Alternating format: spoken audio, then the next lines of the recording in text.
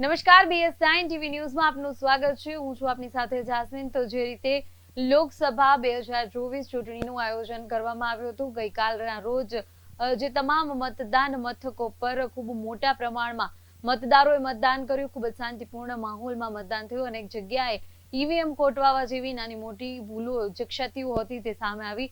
પણ દાહોદ ખાતેથી ગઈકાલના રોજ આજરોજ વિડીયો વાયરલ થયો છે. ગઈકાલના જે પોલિંગ બૂથ હતું ત્યાં એક વ્યક્તિ ચૂંટણી માટે મતદાન કરવા જઈ રહ્યો છે. ભાજપના નેતા તેના પુત્ર વિજય ભાભોર દ્વારા એક લાઈવ વિડીયો વાયરલ કરવામાં આવ્યો છે કે જેમાં તે વ્યક્તિ અપશબ્દનો ઉપયોગ કરે છે. સાથે જ જે ચૂંટણી પંચના નિયમો છે તેનો ભંગ કરતો પણ નજરે આવી રહ્યો છે.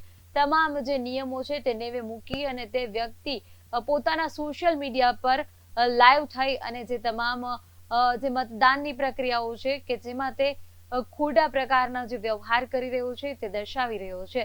તો આ અંગે આપણી સાથે વધુ વિગત આપવા જોડાઈ રહ્યા છે કોંગ્રેસના નેતા મહેશભાઈ રાજપૂત. જી મહેશભાઈ, જે રીતે દાહોદ ખાતેથી એક વિડીયો વાયરલ થયો હતો કે જે આચાર સંહિતાનો, જે ચૂંટણી પંચના નિયમો છે તેનો ભંગ થતો એક વ્યક્તિએ વિજય ભાભોર નામના, કે જે એક ભાજપના નેતાના પુત્ર છે, તેમના દ્વારા એક પોલિંગ બૂથ પર લાઈવ વિડીયો બનાવી લાઈવમાં અપશબ્દનો ઉપયોગ કરી વિડીયો વાયરલ કરવામાં આવ્યો છે. શું કહેશો તેને લઈને? જે રીતે બનાવ બન્યો છે, હકીકતમાં વાત એ પરિસ્થિતિ અને સંજોગો આપણે જોયો તો એ છે કે ત્યાંના પોલિંગ ઓફિસર છે અને એ પોલિંગ ઓફિસર સામે પણ તાત્કાલિક એના પગલા લેવા જોઈએ. વિજય ભાંભોરની જે ધરપકડ આજે સવારે કરવામાં આવી છે, પણ અત્યાર સુધી ત્યાં ચૂંટણી કમિશન શું કરી રહ્યું હતું, એ કાલ એને જયારે બનાવ બન્યો ત્યારથી એને વાયરલ કરેલું હતું, એને બધા સોશિયલ મીડિયામાં નાખેલું હતું.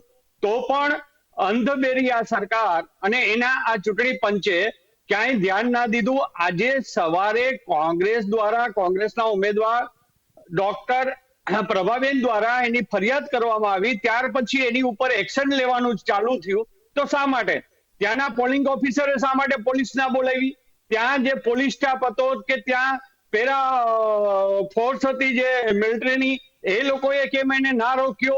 આપણે ઘણી જગ્યાએ એવું બન્યું જ છે અને રાજકોટ પણ હું તમને કહું કે વોર્ડ નંબર 15 છે, તો એની અંદર એક બૂથની અંદર ભાજપ દ્વારા એમની પોતાની એક પોલિંગ બૂથની અંદર જઈ અને અહીંયા ટેબલ નાખેલા હતા અને બાકીના કોઈ લોકો જાય તો એને મોબાઈલ લઈ લોક પેલા ઓફ કર અને એ રીતે કરવામાં આવતું હતું. એટલે આ જે સિરિયસ ઘટના હતી એ ઘટનાને ક્યાંક ને ક્યાંક છુપાવવાની પરિસ્થિતિ આ સરકાર, ગુજરાતની સરકાર અને કેન્દ્ર સરકારનું ચૂંટણી પંચ કરી રહ્યું હતું. પણ એ ખુલ્લેઆમ જેટલું સોશિયલ મીડિયામાં વાયરલ થયું અને પ્રભાબેન પોતે ત્યાં બધાએ કોંગ્રેસીઓએ ત્યાં એની ફરિયાદ કરી, ત્યાર પછી એક્શનમાં આવ્યું. આ તો હકીકતમાં જો લો એન્ડ ઓર્ડરની વાત કરનારા આ ગુજરાતના હોમ મિનિસ્ટર જ્યારે હોય ત્યારે એમ કે કાયદાનું કામ કરશે, તો એક આ 24 કલાકની ઘટનામાં હતા ક્યાં અને શા માટે એને પોતે એને એક્શન લેવાનું ન કરાવ્યું? નગર હકીકતમાં ગૃહમંત્રી છે એ કેવું જોઈએ કે ભાઈ આની ઉપર એક્શન લો, તાત્કાલિક આને પકડો. એટલે ક્યાંક ને ક્યાંક મિલી ભગત જ હતી.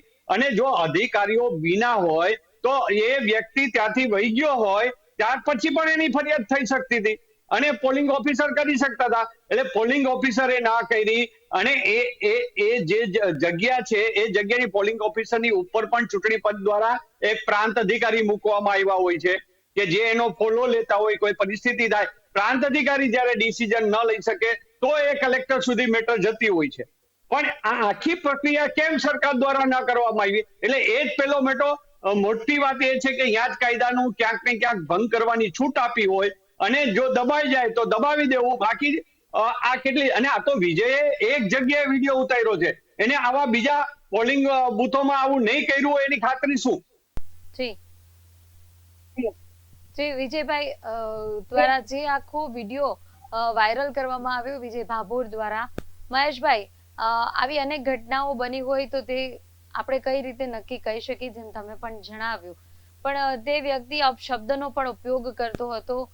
ઘણા એવા શબ્દ હતા કે જે સત્તાના ભાનમાં તે મદ થઈ અને તે વ્યક્તિ બોલતો હોય, તો આવી છૂટ એને કોણે આપી તે વિશે શું કહેશો?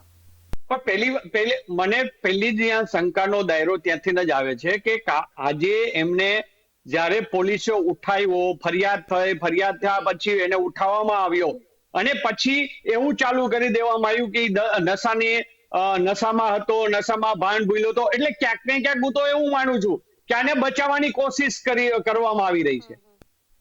કારણ કે નશામાં માણસ કરતો હોય તો ત્યાંનો પોલીસ સ્ટાફ, એનો પોલિંગ ઓફિસરોથી માંડીને બધા એને પકડી શકતા હતા. તો એનો મતલબ એવો થયો કે વિજય એકલો નહોતો, વિજય સાથે આખું ટોળું હશે અને આ બુથ કેપ્ચરિંગ કરવાની પ્રક્રિયા જે એક ભાગ હતી અને હવે એને નશામાં કર્યું એવું બાનું દઈ અને એને ક્યાંક ને ક્યાંક કે ભાઈ નશાના અંડર આ બધું થઈ ગયું, બાકી ન થાય એટલે નશાનું બાનું દઈ અને આને આ આખી ઘટનાને ક્યાંક ને ક્યાંક છુપાવવાની આ તૈયારીઓના ભાગરૂપે જ આ નશાની વાત આવી છે. જી મહેશભાઈ, જો નશાની વાત હોય તો એના પર ડબલ કેસ થવો જોઈએ ને, કેમ કે ગુજરાત આપણું છે, ત્યાં દારૂબંધી છે. જો કોઈ દારૂ પી અને નશાની હાલતમાં પોલિંગ બૂથ પર પહોંચી અને આવો જે ખેલ, આવો તમાશો કરે છે તો તેની પર કેવી કાર્યવાહી આપના મતે થવી જોઈએ? બેન, બહુ સ્પષ્ટ વાત છે કે દારૂ પીધેલો હોય તો તાત્કાલિક એની એક્શન લેવાની હોય. આજે તમે એને 24 કલાક 28 કલાક પછી તમે એ ઘટનાને નશામાં જો વાત કરો તો એના બ્લડની અંદર ક્યાંય આલ્કોહોલ આવે નહીં. કારણ કે માણસ ત્યાર પછી એને પોતાનો ખોરાક લીધો હોય, ક્યાંય લીંબુ પીધું હોય, ક્યાંય સંતરાનું જ્યુસ પીધું હોય તોય તમારા શરીરમાંથી આલ્કોહોલની સિસ્ટમ વહી જાય. સંતરાનું જ્યુસ પીધું હોય તો આલ્કોહોલ આપોઆપ દેખાય. પણ જે ઘટના, જે સંજોગોમાં એને પકડવા જોઈએ તો એ નશામાં હતા કે નહીં એ સાબિત થઈ શકે. આટલી કલાકો પછી તમે એને પકડી અને હવે નશાનું ટેસ્ટિંગ કરે તો એમાં આલ્કોહોલ આવવાનું જ નથી. એટલે ક્યાંક ને ક્યાંક આ ઘટનાને છુપાવવા માટેના પ્રયાસો કરવામાં આવે છે. જી મહેશભાઈ, આપ અમારી સાથે જોડાયા તે બદલ આપનો આભાર. Thank you. તો જે રીતે આજ રોજ ચૂંટણી પંચના જે નિયમો છે તેને નેવે મૂકતો એક વિડીયો સામે આવ્યો કે એક વ્યક્તિ છે પોતે સત્તાના નશામાં મંદ થઈ અને બેફામપણે પોતાના સોશિયલ મીડિયા પ્લેટફોર્મ પર લાઈવ થઈ અને ચૂંટણી પંચના નિયમો તોડ્યા છે. તેની આજ રોજ ધરપકડ કરવામાં આવી છે. આ વ્યક્તિ પર હવે કેવી કાર્યવાહી થશે તે જોવાનું રહ્યું. તો આવા જ વધુ સમાચાર માટે જોતા રહો BS9 TV ન્યૂઝ. નમસ્કાર.